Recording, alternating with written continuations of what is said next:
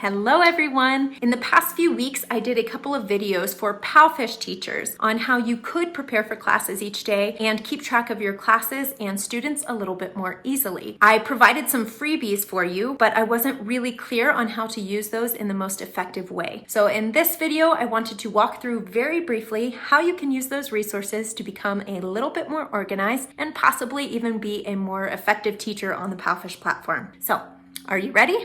Let's do this!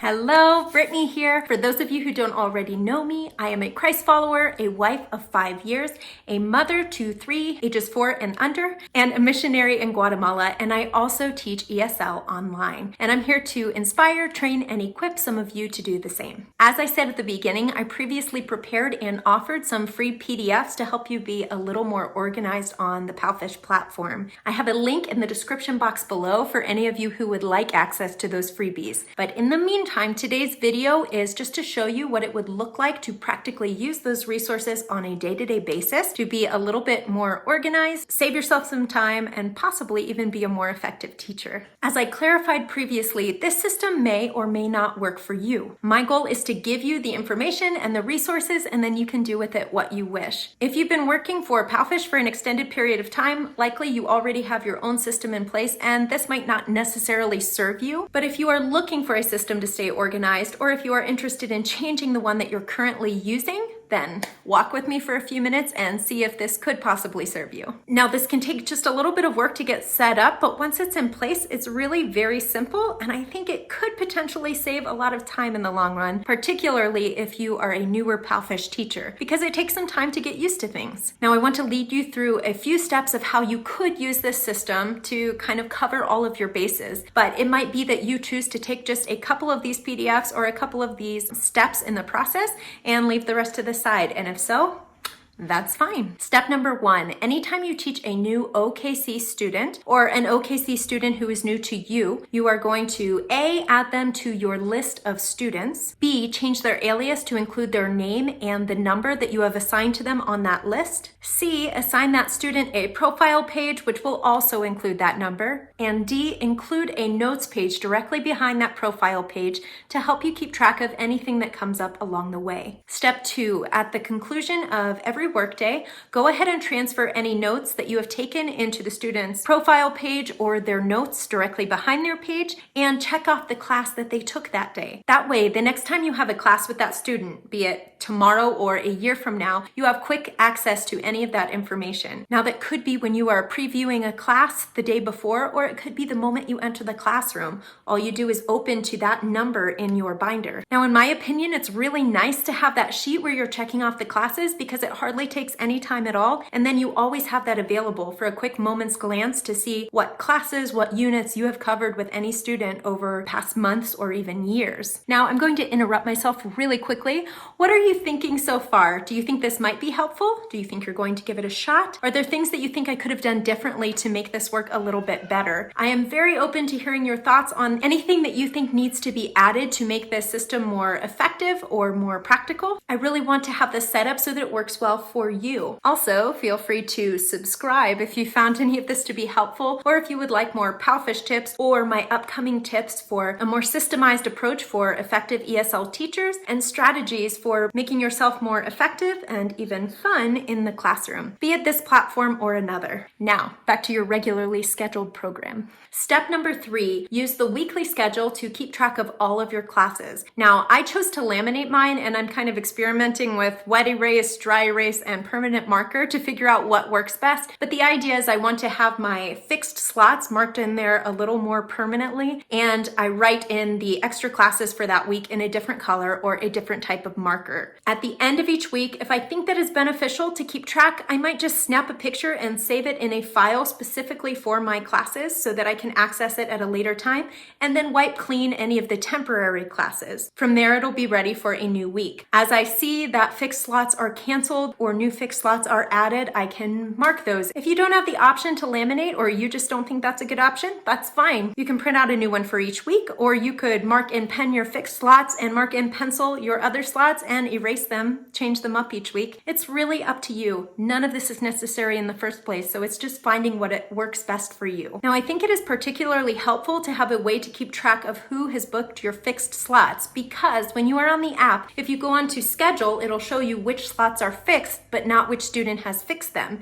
Then if you go to your timetable, it will show you a small profile picture of the student who has those slots, but unless you can recognize that very small photo, it's not super helpful. So then you have to go into appointments, find the specific time slot, and see who has booked it to find out who has that fixed slot. And then there's always the small chance that that student is not the one who has the fixed slot, but that your fixed slot student didn't book it and this other student stepped in. Not as likely, but possible. And it could be helpful to you if a student decides to end their fixed slot and there are changes in your schedule. It's just nice to be able to keep track. Now, when you're first starting it out and you don't have as many students, you likely know all of this information without writing it down. But likely, as you build your student base, it's going to get a lot more confusing to keep track of. Now, again, it's not necessary for you to know which students have fixed slots, but it can be helpful for you if you have questions at any point or if you want clarification with something on your schedule. Another note, I did not really leave sufficient space for all this to be written in with marker. My schedule looks a little bit chaotic. You're probably going to want to play around with this schedule a little bit using different markers, different colors to help you keep track of things. You might not even want to write in your times, because if you're teaching the same time every day, it's going to be easy enough to tell what slot you're looking at. But this is a place to get you started.